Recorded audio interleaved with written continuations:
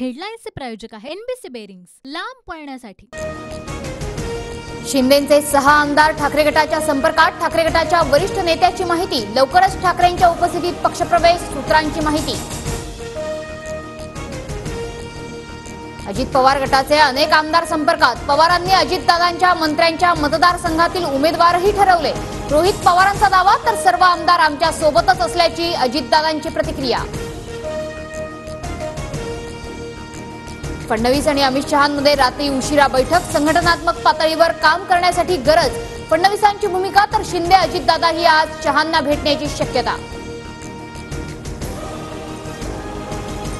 लोकसभा निवडणुकीत महाराष्ट्रात भाजपची पिछेहाट। देवेंद्र फडणवीसांचा राजीनाम्याचा निर्णय। फडणवीसांच्या राजीनाम्यानंतर गृहमंत्रीपद कुणाकडे जाणार? महायुती चर्चेला उधाण। राजधानी दिल्लीत एनडीएच्या नवनिर्वाचित खासदारांची आज बैठक। नितीश कुमार, चंद्रबाबू नायडूंसह मुख्यमंत्री शिंदे सर्व खासदारांना घेऊन दिल्लीत। बैठकीनंतर मोदी सत्ता स्थापनेचा दावा करणार।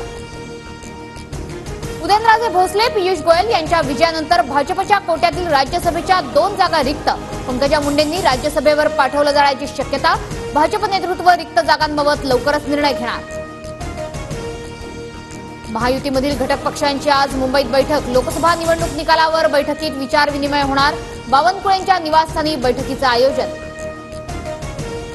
बारामतीचा निकाल आश्चर्यकारक। मीच कमी पडलो। उपमुख्यमंत्री अजित पवारांची बारामतीतील पराभवाची जबाबदारी स्वीकारली।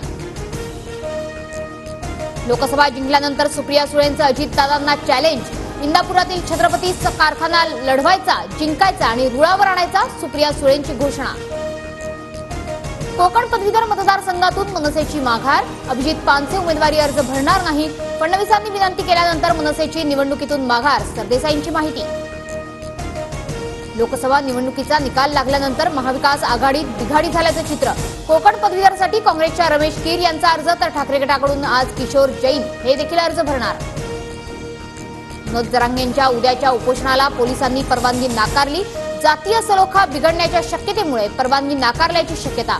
अंतरवलीच्या काही ग्रामस्थांनी उपोषणावर आक्षेप घेतला। काँग्रेसच्या नवनिर्वाचित खासदार आणि प्रमुख नेत्यांची आज मुंबईत बैठक। प्रदेशाध्यक्ष नाना पटोले आणि रमेश चेन्नीथलांच्या उपस्थितीत बैठक, तर विशाल पाटलांचा काँग्रेसला पाठिंबा। गुंतवणूकदारांचे 30 लाख कोटी मोदी शहांनी बुडवले। शेअर बाजारात सर्वात मोठ्या घोटाळ्याचा आरोप।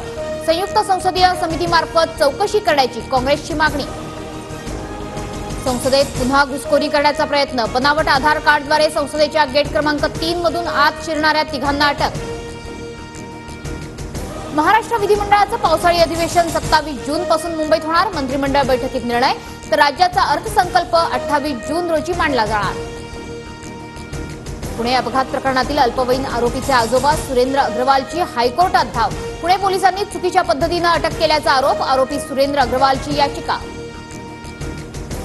कंगनाच्या कानाखाली मारणारी महिला जवान निलंबित। चंदीगड विमानतळावर सीआयएसएफच्या महिला जवानानं कानशिलात लगावल्याचा कंगनाच्या राजकीय सल्लागाराचा आरोप। कोकणासह पश्चिम महाराष्ट्रात मान्सूनचं आगमन। विदर्भातही लवकरच मान्सून दाखल होणार। ढगाळ हवामानामुळे तापमानात मोठी घट।